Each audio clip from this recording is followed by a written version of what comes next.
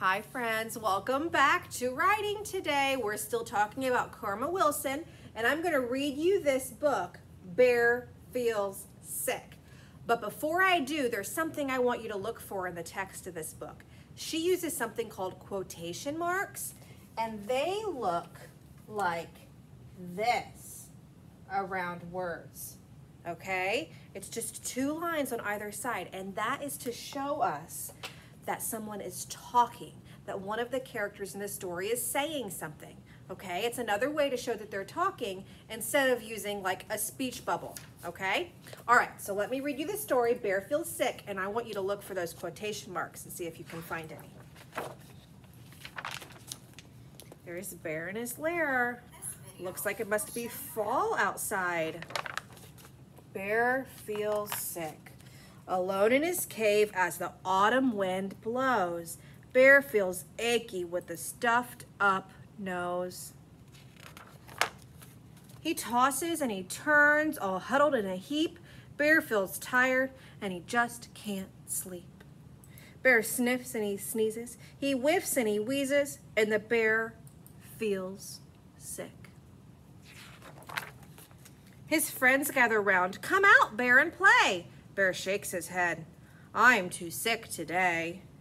Mouse mutters, oh my, Bear's head is too hot. Hare says, we will help. Here's a warm, cozy spot. Bear mumbles and he moans, he grumbles and he groans, and the bear feels sick.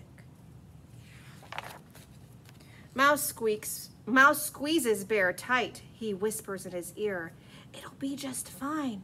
Your friends are all here.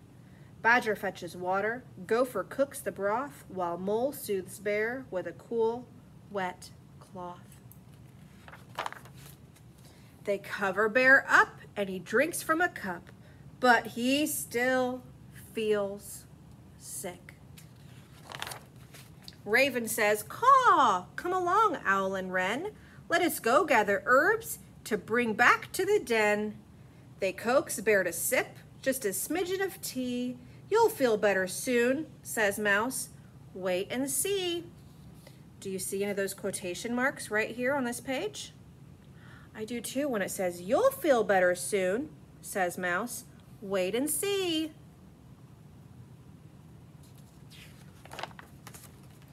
Bear shakes and he shivers, he coughs and he quivers, and he still feels sick. The friends fuss and fret, the friends cook and care. They keep a close eye on their poor, sick bear. They all talk in whispers, they walk on tippy toes, they sing lullabies, and the bear starts to doze. They watch Bear for hours. We've done all we could do. Then the bear wakes up, and the bear feels good. Bear cries, I'm all better. I'm feeling like new. I'm not hot and achy. It's all thanks to you. Let's celebrate now. Let's go out and play. Let's jump in the leaves. Let's frolic all day. Then Mouse starts to wheeze, and Hare starts to sneeze, and the friends feel sick. Bear murmurs, don't worry, and tucks them in bed. He bundles them up, and he kisses each head.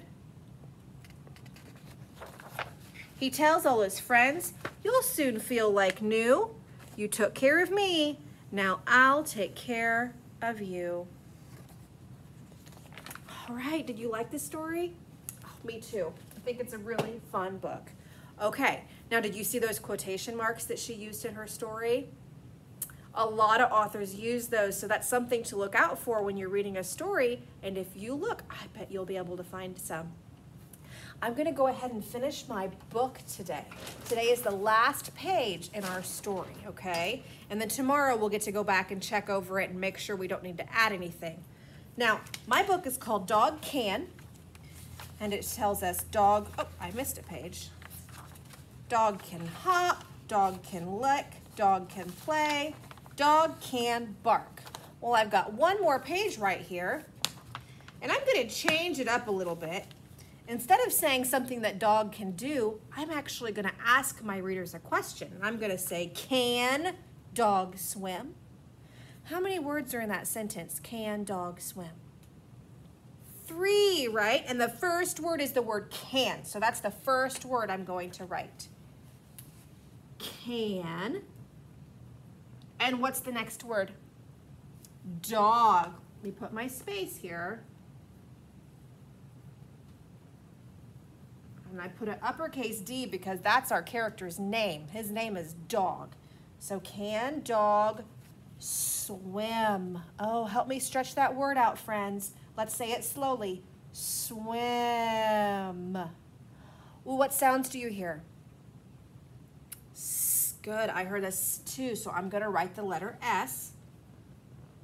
Swim. W.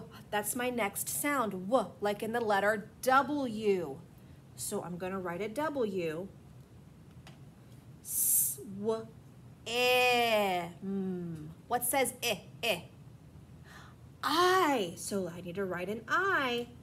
When we're stretching out words we don't know, that's all you do. You say it slowly and listen for the sounds, and whatever sound you hear, you write it.